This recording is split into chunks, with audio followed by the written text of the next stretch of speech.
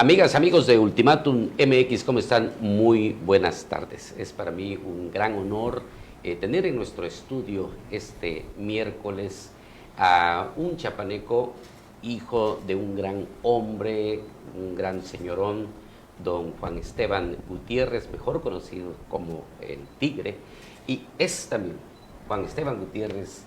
Bienvenido a Ultimátum, ¿cómo estás? Muchas gracias, Abed. Alejandro Moguel. ¿Qué tal? Un gusto. Pues vamos a platicar porque quiero decirles, amigas y amigos, Juan Esteban Gutiérrez se ha ocupado en los últimos tiempos en coleccionar documentos históricos originales sobre nuestra historia. Y justamente hoy, esta tarde, se hace una exposición en el patio del Palacio de Gobierno. Así es. Bienvenido, coméntanos por favor. Muchas gracias, pues muy emocionado por esta exposición hoy en Palacio de Gobierno y un conversatorio que se está dando ahorita en la tarde sobre la historicidad y toda la relevancia de nuestro bicentenario, que te agradezco mucho el espacio porque los chiapanecos tenemos la obligación de promoverlo y difundirlo, porque los mexicanos no saben que estamos festejando nuestro bicentenario. Así es. Háblanos de los documentos, específicamente de cada historia que tienes. Claro. 150 documentos ya de esta colección. Sí, mira, llevo años coleccionándola. La colección vino a mí, no es que los documentos sean algo que me apasione y demás. La historia sí, desde niño. Yo aprendí a leer 4 o 5 años y desde entonces leo historia. Sí. Yo colecciono grabado del taller de la gráfica popular. Entonces, en La Lagunilla, en las librerías del centro de la Ciudad de México, pues me conocen como chiapaneco y me empezaron a ofrecer documentos que tenían que ver con Chiapas y los empecé a comprar checando que no vinieran de archivos, ¿no? Que no fueran robados y demás, ¿no? Sí. Entonces, es una colección que hay documentos del siglo XVIII, del siglo XIX y del siglo XX.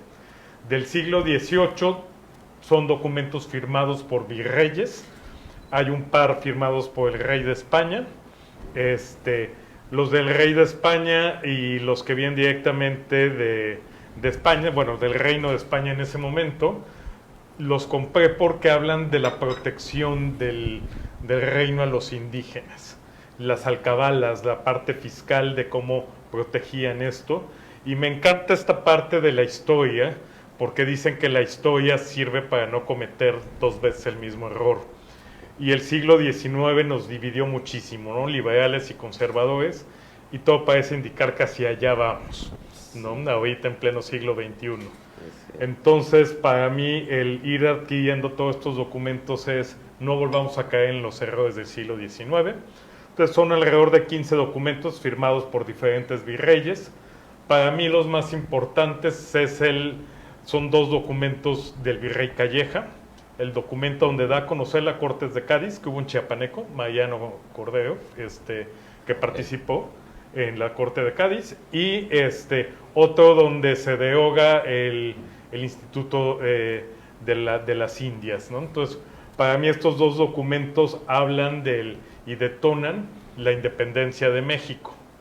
De ahí ya entramos a la parte de la República Mexicana y hay 3 documentos que también son parte de los consentidos, en los que aparece Joaquín Miguel Gutiérrez, pero como secretario de la Cámara de Diputados. En Chiapas nos hemos enfocado mucho a estudiar a Joaquín Miguel Gutiérrez en su parte de liberador y ya luego en la parte de impulsor del federalismo, pero no nos hemos puesto a estudiar esta parte de lo que hizo a nivel nacional. Entonces, como secretario de la Cámara de Diputados, sí, ¿no? Entonces, he podido conseguir estos 3 documentos y hay diversos documentos que hablan de los 20, de 1820. Hay uno que es muy simpático, no sé si esté usando bien la palabra simpático, que el presidente del Congreso le pide a las instituciones del Congreso que ya no asistan, es de 1823, que ya no asistan los diputados de Guatemala, pero que sí se queden los de Chiapas. O sea, ya estaban viendo que toda esta parte de la federalización. Y de ahí vienen toda una serie de documentos que hablan desde las tomas de protesta de 9 gobernadores del siglo XIX, incluyendo Emilio Rabasa, hasta temas administrativos. Hay 2 documentos que a mí me llaman mucho la atención porque hablan de la participación de las tropas chiapanecas en la guerra del 46 y del 47, cosa que no sabemos. Entonces, son los documentos que van a estar exhibidos mañana. De ahí hay algunos periódicos de 1857 a 1860 que reflejan muy bien toda esta crisis que ya había con la iglesia, toda esta parte de la reforma, que sí se vivió en Chiapas, menos como todo, pero entonces es una amplia gama de documentos. La buena noticia, la mala noticia es que nada más van a estar hoy en el Palacio de Gobierno. La buena noticia es que 22 se quedan a partir del 13 de septiembre en el Museo Regional, los que tienen que ver directamente con la federalización y la independencia de Chiapas. Juan Esteban, ¿cómo los has ido recopilando? ¿Ha sido fácil? ¿Ha sido difícil? ¿Y de qué fuentes vienen, perdón? Sí. Ha sido difícil, porque hay muy poco sobre Chiapas. Hubo 2 incendios en el siglo XIX en el Archivo General del Estado, y algunos de los documentos vienen del norte principalmente. Me decía una fuente que varios de estos documentos vienen de Durango. Me decían que en 1914 el general Carranza manda al general Jesús Castro a poner orden a Chiapas. No lo dejan ser gobernador, quiere ser gobernador, entonces lo terminan corriendo de Chiapas, y cuando se va de Chiapas se roba parte del archivo del Estado. Entonces me dicen, probablemente por eso algunos de tus documentos vienen de Durango. He investigado, me dicen que probablemente fue una limpia que hicieron de los archivos de Durango. De ahí muchos los he conseguido en La Lagunilla, en subastas en internet, en algunas galerías o en algunas tiendas de antigüedades. Entonces, los que vienen de la época de los virreyes o de la época del virreinato, ninguno habla específicamente de las Chiapas o de Chiapas, pero hablan de Guatemala. Entonces, pero para mí es muy significativo por la parte de la redacción, la parte del castellano, que en ese momento no estaba organizado, no estaba con la normatividad que hoy tenemos como lengua española, pero que refleja mucho nuestra historia, ¿no? Juan Esteban, lo que haces no es política, no es negocio, no, es cultura. Este andar para lograr posicionar el año pasado se presentó en el Senado de la República como ha sido, porque no es fácil acercar el tema cultural a la clase política, incluso ni a la sociedad misma. Así es, ha sido muy difícil para mí, porque yo no aspiro a ningún cargo político, yo no aspiro a ningún cargo académico y demás. Yo soy empresario, tengo una consultoría en Ciudad de México y un rancho en Arriaga, nada más. Entonces ha sido, cuando se acercaban los bicentenarios, tocar muchas puertas y que te digan, para todo no hay presupuesto. Pues no es mayor presupuesto, lo que necesitas es un lugar donde exhibir los documentos, nada más, ¿no? Sí. Con cierta seguridad, obviamente, ¿no? Sí, pero sí ha sido muy difícil esta parte, principalmente porque la historia no genera votos, ¿no? Entonces, difícilmente los políticos le van a invertir a esta parte histórica. Para mí es una parte fascinante, ¿no? Yo estudié ciencias políticas, entonces para mí el conocer la historia es algo fascinante, y el poder descubrir esta parte, te digo, hay 2 documentos de alcabalas donde los reyes de España protegen a los pueblos originarios, a los indígenas en aquel entonces, y habla también de esta parte histórica que en los últimos años nos han tratado de enfrentar, ¿no? Hasta se le pidió a España un perdón, ¿no? Que no era necesario.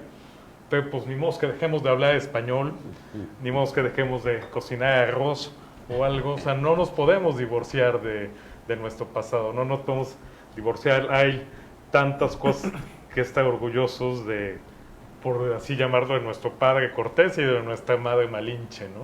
No sé. Que además hay un tema que se les ha olvidado a las feministas, la relevancia de la Malinche como la primera embajadora, Sí, ¿no? cierto. De una gran política con una capacidad de negociación increíble, ¿no? Y las feministas mexicanas se han olvidado de esa extraordinaria mujer que pues, es nuestra madre histórica, ¿no? Por supuesto. Y la hemos relegado como la traicionera cuando nunca traicionó. Pero, Juan Esteban, ¿cómo te convences de que es un documento auténtico, que no es copia o que no es falsificado? ¿Hay forma de verificarlo? mira, hay muchos documentos que son impresos, en planchas se le llama. Entonces, si la firma eso no es, le da muy poco valor. De ahí, pues, ya hay muchos documentos en internet, entonces comparas la firma. La calidad del papel es muy importante, de ahí te das cuenta inmediatamente. La de los virreyes, pues, son fibras, ¿no? Fibras de árboles, ¿no? Toda esta parte, entonces vas viendo esa parte, vas viendo las tintas. Sí hay muchas formas de poderte dar cuenta. Y volvemos a lo mismo. Se falsifican obras de arte, tal vez de Tamayo, de boteo o algo así, pero documentos antiguos difícilmente, salvo que tengan algún valor. Hay todavía zonas que traen documentos emitidos por los reyes de España. Zapata traía uno en su caballo, ¿no? Donde están exigiendo los derechos de ciertos territorios. Entonces, salvo ese tipo de documentos, sí tienen un valor. Estos, la verdad es que difícilmente tienen un valor. Juan Esteban, la colección lleva el nombre de tu señora madre, Sí. el tuyo. El de mi papá. ¿El de tu papá? Sí. Ah, perdón, pensé que Juan Esteban. No, mi papá Juan Esteban Gutiérrez, Sí. y marroquín, pero pues, ok. los apellidos tan largos. Sí, por eso Juan Esteban Sí, Gutiérrez y mi mamá Elsa Manzano, ¿no? ¿Qué te inspiró? Por supuesto, son tus padres, pero vincularlos a un tema de cultura como este. El primero es el agradecimiento, porque no si soy mucho, poco, algo valioso, poco valioso, pero lo que soy es gracias a ellos, ¿no? Y parte del capital con el que se ha comprado esto, pues es con las herramientas que ellos me dieron para estudiar, para ser ahorita un empresario, un ejecutivo. Entonces, el primero es un agradecimiento que creo que es un valor que también se ha venido devaluando. El segundo es, los dos eran grandes lectores, los dos eran apasionados de la historia, entonces me enseñaron esa parte de leer, de leer el periódico, en vacaciones ir a museos y demás. Entonces parte de mi amor por la historia, por la cultura, pues se la debo a ellos. Entonces es un agradecimiento y es también una parte valiosa de mi papá como empresario. Ahorita que la UNACH está cumpliendo 50 años, se le va a hacer un homenaje. La UNACH solamente ha recibido ayuda de 9 empresarios en Chiapas. Y mi papá donó los terrenos de la Universidad de Narriaga. Entonces también esa parte de que fue alguien, siempre ayudó a los estudiantes, a las escuelas y demás, pero ya institucionalmente los terrenos de la UNACH él los donó. ¿Aspiras a complementar más este trabajo de ese tipo de documentos? O yo me imagino que hay otros documentos también muy valiosos. No sé, la comunicación epistolar debió haber sido muy generosa en aquel tiempo y muy valiosa pasados los años. ¿Vas a seguirle por otro rubro o vas a seguir escarbando, escudriñando mismo que tiene que ver con la historia de México y la Nueva España y España que conquistó en aquel entonces?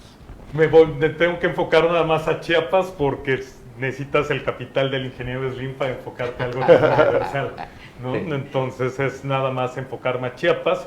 Quiero enfocarme mucho a la costa. Te voy a platicar una anécdota. A mí me dio COVID en 2020, en septiembre, y tenía mucho miedo que si me moría fueran a llegar mi familia y dije, estos documentos viejos, este papel viejo pueda terminar en el boiler o en la estufa, ¿no? Entonces yo creo que eso pasó en Chiapas, ¿no? Yo creo que muchos documentos, muchas cartas, muchos contratos terminaron en la estufa, terminaron en el boiler, y se perdieron. Hay mucha pérdida de documentación en Chiapas, ¿no? Entonces, afortunadamente, pues alguien por ahí se llevó algunos documentos al norte o al centro y demás, y por ahí ha estado Juan Esteban, porque yo me voy y me meto a las bodegas y les escarbo y todo. Entonces, pero sí le pienso seguir con esta parte. Muy bien. ¿Sigue algo después del Senado? Lo de hoy, el patio de Palacio de Gobierno. ¿Tienes una agenda en la que vayas a continuar difundiendo esta colección? Sí, hay, bueno, viene el Museo Regional el 13 de septiembre, Sí. que van a estar 22 documentos ahí. El próximo alcalde de Tapachula, Yamín Melgar, ya levantó la mano. Algunos de los cronistas de San Cristóbal.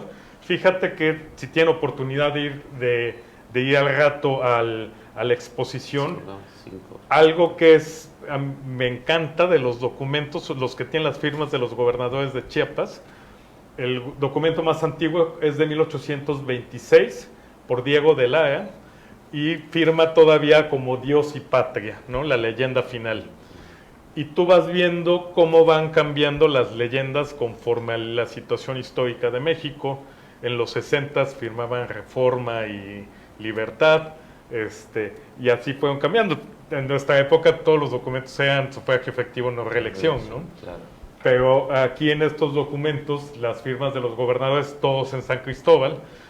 Los últimos 3 documentos que tengo del siglo XIX son del nuestro gobernador Emilio Rabasa. Okay. Tengo donde le da protesta al secretario general de gobierno y donde él avisa que a partir del día de hoy es el gobernador. Entonces, y ya firma como libertad y demás, ¿no? Pues era un gran porfirista él, ¿no? Sí, sí. Entonces, esa parte vas viendo cómo decía Laco Cepeda que Chiapas estaba tan lejos que todo le llegaba tarde, ¿no? Pero a pesar de que todo llegaba tarde, la política llegaba tarde, pero llegaba.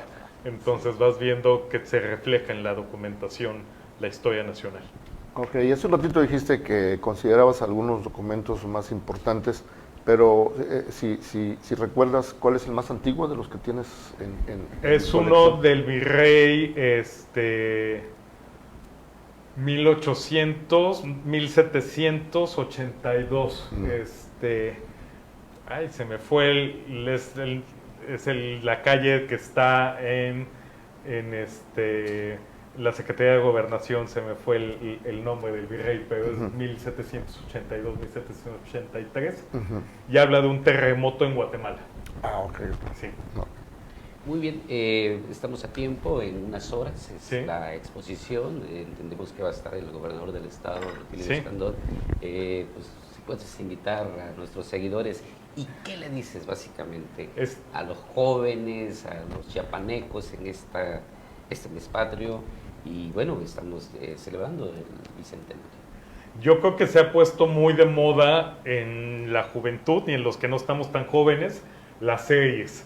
Entonces andamos viendo series chinas, series coreanas, series turcas, y cuando vemos la riqueza y cómo la realidad superó la ficción en nuestra historia de México, en nuestra historia de Chiapas, no tiene precio, no tiene nombre. Entonces es la oportunidad a los jóvenes de que vayan hoy, miércoles, a Palacio de Gobierno, vean esta parte de la historia de México, vean esta parte ahora que se puso de moda también la serie de la reina Isabel de Inglaterra. Está el documento, sin la firma original, está en el documento en el que la reina Isabel de España acepta la independencia de México. Es uno de los documentos que tengo ahí. Entonces, hay mucho que ver, hay mucho que aprender. No solamente las series y las plataformas nos pueden contar buenas historias, también hoy en Palacio de Gobierno van a haber muchas historias muy buenas. Pues Juan Esteban, de veras, muchas gracias por estar Encantado, en el estudio de Ultimátum. Y no quiero concluir la entrevista sin dejar de decir, perdón, que aquí producción, que son la mayoría de jóvenes, te comenzaron a reír a partir de esto, que Sí. dicen que las series, las series, mira cómo Sí. le pusieron. Gracias, Juan Esteban. Encantado, Sí, a tus órdenes. Aquí siempre Ultimátum estará con el espacio abierto para difundir lo que estás haciendo en ese ánimo de la colección cultural. Muchas gracias. Gracias. Buenas tardes. Buenas Muy tardes. concluimos la Hasta entrevista. pronto.